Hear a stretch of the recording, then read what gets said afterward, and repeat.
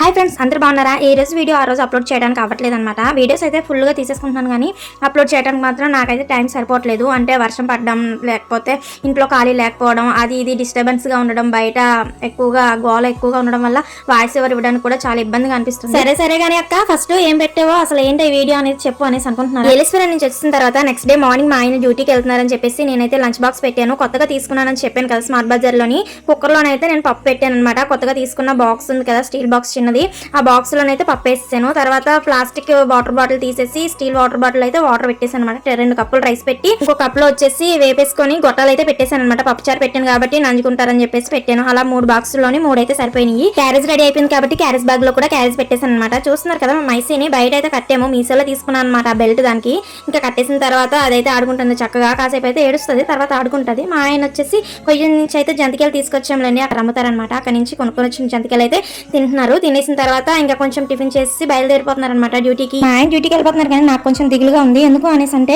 ఇప్పుడు ట్రాన్స్ఫర్ అయిపోయారు అనమాట. ఇప్పుడు పాత వాళ్ళతో ఉన్నంత బాండింగ్ ఇప్పుడు కొత్త వాళ్ళతో ఉంటుందో లేదో నాకు తెలియదు. 5 years కలిసి వర్క్ చేసుకున్నారనమాట. పాత వాళ్ళందరూ కూడా ఒకేసారి ట్రాన్స్ఫర్ అవ్వడం వల్ల మనసు అంతా అదోలా ఉందన్నమాట. నాకు కూడా చాలా బాగా చూసుకునే వాళ్ళు. నాకే ఇలా ఉందంటే మా ఆయన ఇంకెంత బాధపడి ఉంటారో అర్థం చేసుకోగలను. ఏదేమైనా సరే వాళ్ళతో ఉన్న బాండింగ్ మాత్రం ఎప్పటికీ మర్చిపోలేను నేను కూడా. ఏం చేస్తాం మరి, డ్యూటీ అన్న తర్వాత ట్రాన్స్ఫర్స్ ఉంటాయి కదా, మరి తప్పనిసరిగా వెళ్ళాలనే ఉద్దేశంతో మా ఆయన కూడా బాధపడినా నాకు చెప్పలేదు అనమాట. కానీ ఆయన ఒక మాట అన్నారు, వాళ్ళతో ఉన్న బాండింగ్ మళ్ళీ రాదు కదా అని చెప్పేసి. అప్పుడు అర్థమైంది మా ఆయన కూడా లోపల బాధపడుతూ నాకు చెప్పట్లేదని. ఆడవాళ్ళు అయితే ఏ చిన్న బాధనైనా బయట పెట్టేస్తారు, కానీ మగవాళ్ళు అయితే ఎంత పెద్ద బాధనైనా లోపల దాచుకుంటూ బాధపడతారు కదా. ఇంతకీ మీరేమంటారు కామెంట్ చేయండి. వెళ్తూ వీడియో కూడా లైక్ చేయండి.